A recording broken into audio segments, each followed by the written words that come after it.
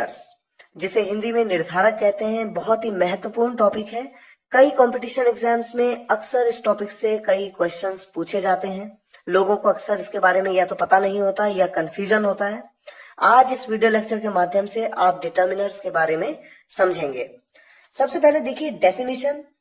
ऐसे शब्द जो किसी वाक्य में संज्ञा से तुरंत पहले प्रयोग किए जाते हैं और इस बात का निर्धारण करते हैं कि किसकी बात हो रही है या फिर कितनी बात हो रही है। यहाँ पर दो इंपॉर्टेंट पॉइंट हैं।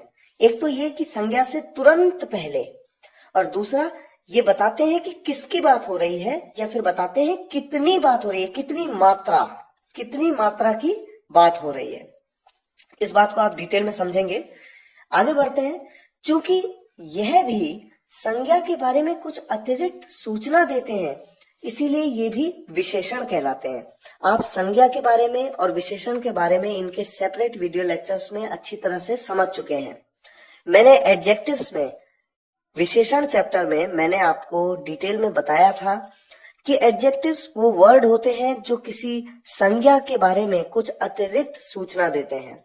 क्योंकि यहाँ पर अगर आप बात करें डिटर्मिनर्स की, तो डिटर्मिनर्स भी तो संज्ञा के बारे में कुछ अतिरिक्त सूचना देते हैं कि किसकी बात हो रही है और कितनी मात्रा की बात हो रही है।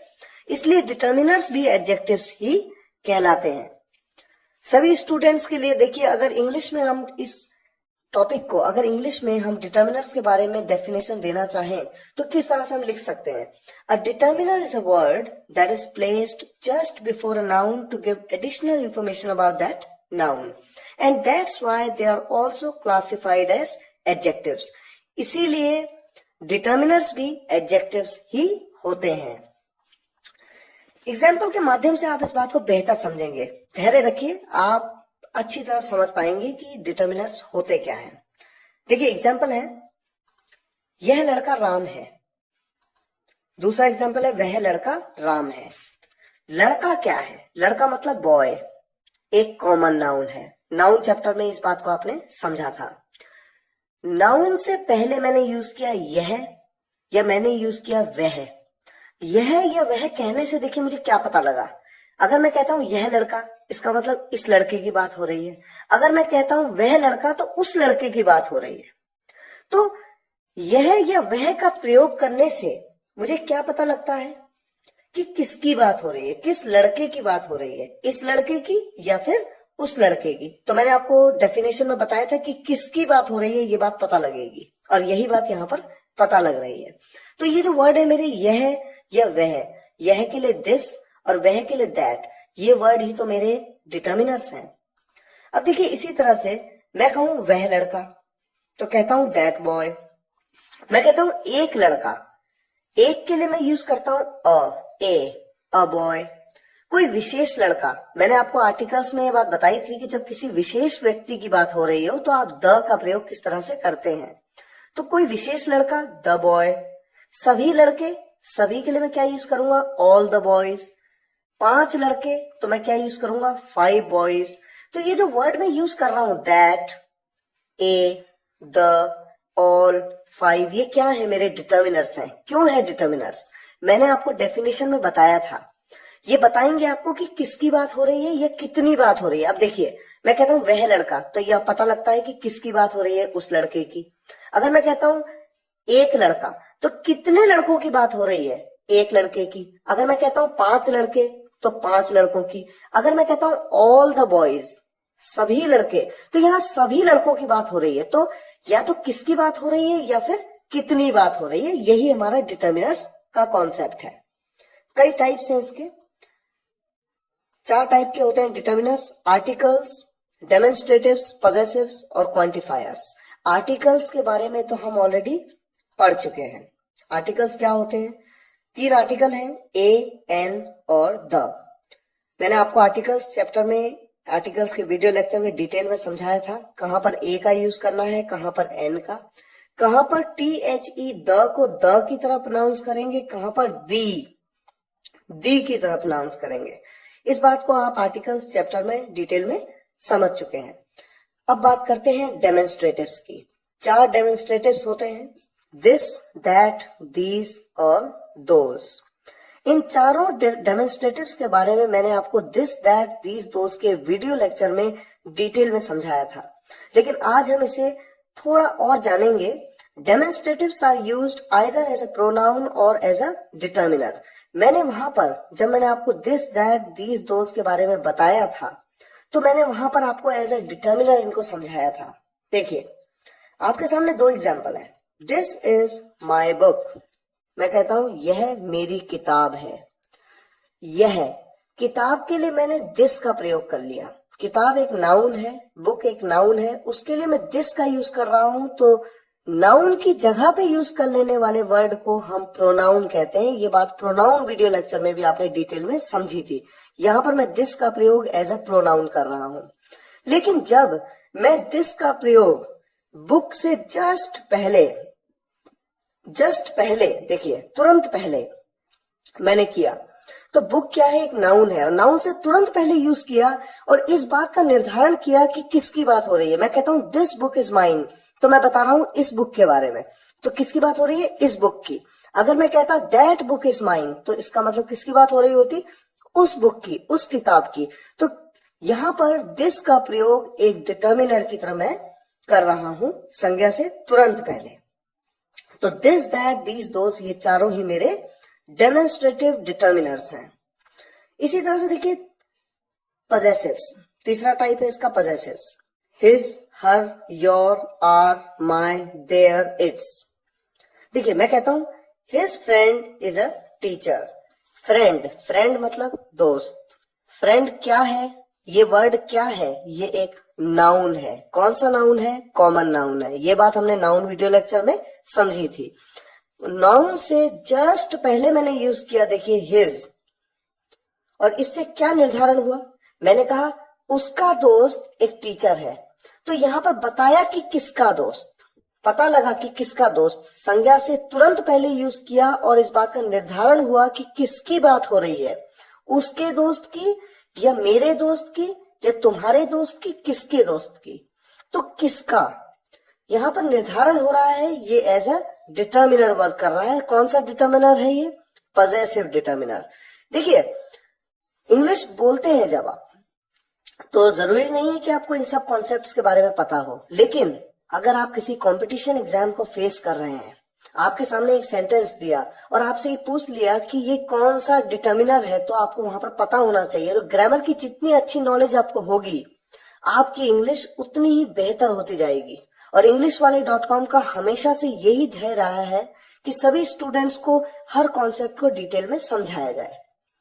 देखिए आगे बढ़ते हैं। आपके सामने दूसरा एग्जाम्पल है, my brother will not go, मेरा भाई नहीं जाएगा। ब्रदर क्या है, ब्रदर मतलब भाई, ये एक कॉमन नाउन है, इससे जस्ट पहले यूज किया माई, ये एक डिटर्मिनर है।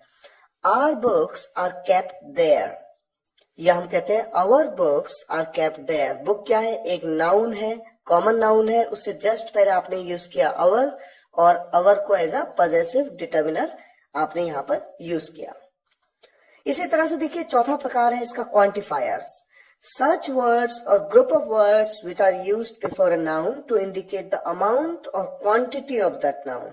अब यहाँ पर आपको क्वांटिटी और अमाउंट की बात करेंगे, यानी मात्रा के बारे में पता लगेगा। नाउन से जस्ट पहले यूज करेंगे और मात्रा के बारे में बताएंगे। देखिए एग्जाम्पल है, फ्यू मतलब थोड़ा या कुछ, मैनी मतलब कई या बहुत। कहां पर यूज होते हैं, काउंटेबल नाउन्स के साथ में। काउंटेबल और अनकाउंटेबल नाउन के बारे में आपको एक सेपरेट वीडियो लेक्चर में मैंने डिटेल में समझाया है। अगर आपको नहीं पता तो एक बार उस वीडियो लेक्चर को दोबारा देख लीजिए। फ्यू बॉयज कुछ लड़के, मैनी बॉयज कई लड़के।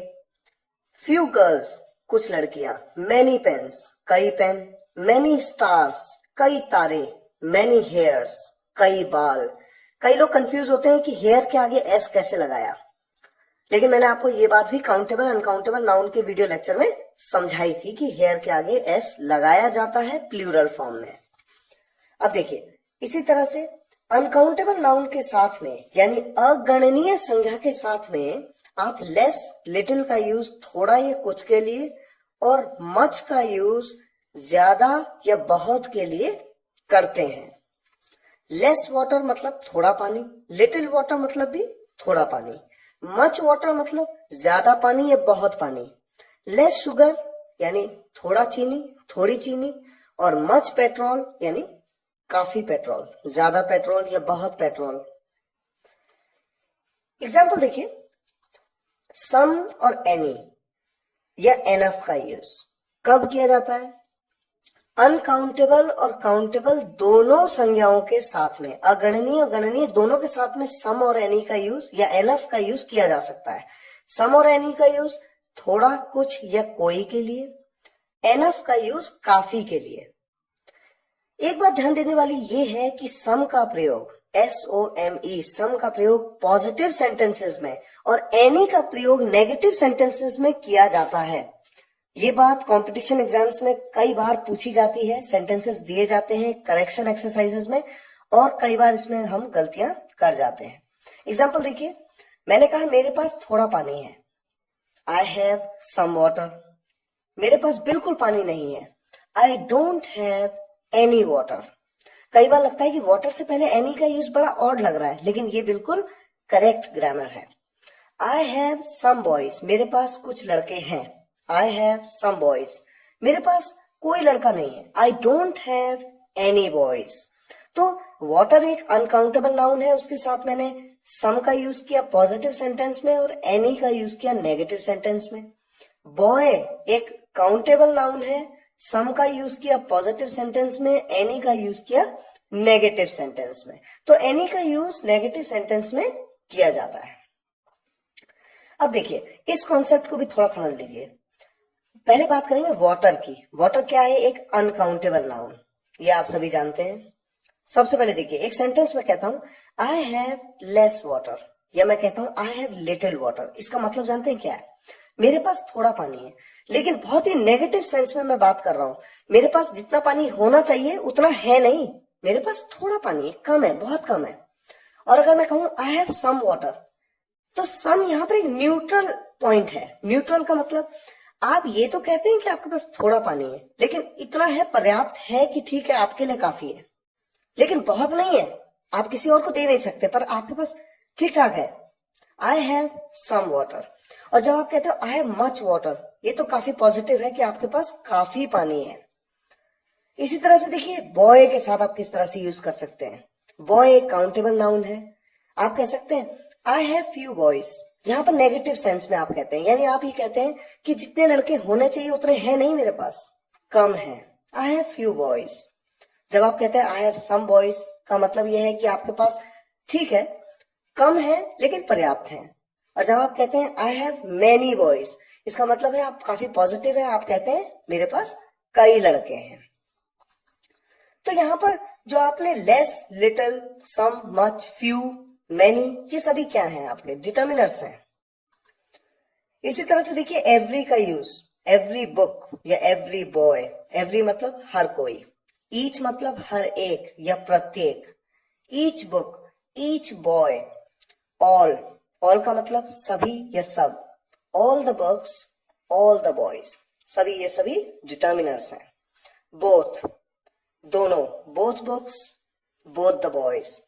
होल सारा या पूरा, the whole world, the whole book. इसी तरह से देखिए, क्वांटिटी का निर्धारण फुल, हाफ, क्वार्टर, इन वर्ड से भी होता है। जब आप कहते हैं फुल ग्लास, तो क्वांटिटी के बारे में बताते हैं, यानी मात्रा के बारे में बताते हैं। फुल ग्लास या full jug, half the glass, quarter the glass. या आप कोई नंबर बोलते हैं 1 2 3 4 5, जब आप कहते हैं वन बॉय, तो देखिए बॉय क्या है? एक संज्ञा है, कॉमन नाउन है, इससे पहले आपने लगाया वन, तो आप उसकी क्वांटिटी के बारे में बता रहे हैं। आप बता रहे हैं कि कितने हैं। 1 boy, 2 laptops, 3 friends, 4 persons, 5 stars, 6 hairs.